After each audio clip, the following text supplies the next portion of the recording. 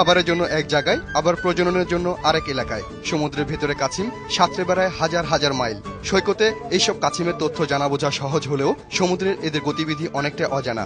সে অজানা তথ্য জানতেই গত 29 মার্চ সামুদ্রিক 7 প্রজাতি কাছিমের মাঝে 45 কেজি ওজনের একটি অলিভ রিডলি প্রজাতির মা কাছিমের উপর স্থাপন করা হয়েছিল একটি স্যাটেলাইট ট্রান্সমিটার। কাছিমটির নাম দেওয়া হয়েছিল উর্মি। উর্মির দীর্ঘ পথযাত্রা নিয়ে তার উপর স্যাটেলাইট ট্রান্সমিটার স্থাপনকারী জহিরুল ইসলাম জানান, আমরা এখনো স্বস্তির নিঃশ্বাস ফেলছি যে উর্মি এখনো বেঁচে আছে। 187 দিন হয়ে গেছে অলরেডি। তো আমরা চাই যে উর্মি ভালোভাবে বেঁচে থাকুক এবং ফিরে আসুক। এই পর্যন্ত উর্মি 8000 কিলোমিটারের মতো পাড়ি দিয়েছে এবং সে সোনাদিয়া থেকে স্ট্রেইট বে অফ বেঙ্গলে 1200 কিলোমিটার দূরে আছে। গভীর সাগরে মাছ ধরতে যাওয়া এদেশের জেলেদের জন্য বিশেষ কোনো নীতিমালা না থাকায় প্রতিনিয়তই সাগরের জীববৈচিত্র্য থাকে হুমকির মুখে। সমুদ্রের মাঝে পেতে রাখা জেলেদের জালে এসব কাছিম যখন আটকা পড়ে তখন জেলেরা তাদের বৈঠা দিয়ে পিটিয়ে হত্যা করে।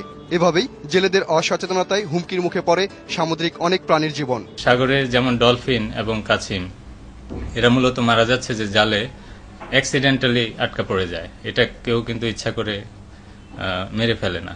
তো যদি জেলেরা একটু সচেতন হয় তাহলে কিন্তু এটাকে রক্ষা করা সম্ভব। আর এদিকে উর্মি আবার ফিরে আসবে জানুয়ারি ফেব্রুয়ারি মাসে। এই জন্য মেরিন লাইফ অ্যালায়েন্সের সদস্যরা এখন থেকেই সচেতনতার ক্যাম্প পরিচালনা করছে সমুদ্র সৈকতের বিভিন্ন স্থানে। সামুদ্রিক এসব কাছিম বাঁচানোর জন্য জেলেরাও এখন অনেক সচেতন।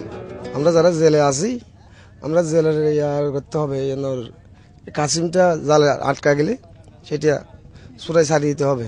জালরটা বাজিয়ে আটকাইলই কাইটা দিয়ে বাহির করে মাছটা ছাড়িয়ে দিবেন। শুধু বেসরকারি নয়, দরকার সরকারি উদ্যোগেরও।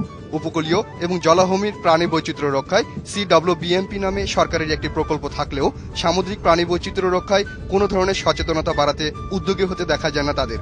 লাল সবুজ পতাকা পিঠে নিয়ে সাগরের হাজারো কাছিমের মাঝে সাঁতরে বেড়াচ্ছে উর্মি। প্রায় 7 মাস পর আবার ফিরে আসতে চাইছে বাংলার এই উপকূলে। শুধুমাত্র উর্মিকে বাঁচানোর জন্য নয়, সামুদ্রিক জীববৈচিত্র্য রক্ষার জন্য সকলকে এভাবে সচেতন করার উদ্যোগ নিয়েছে মেরিন লাইফ অ্যালায়েন্স।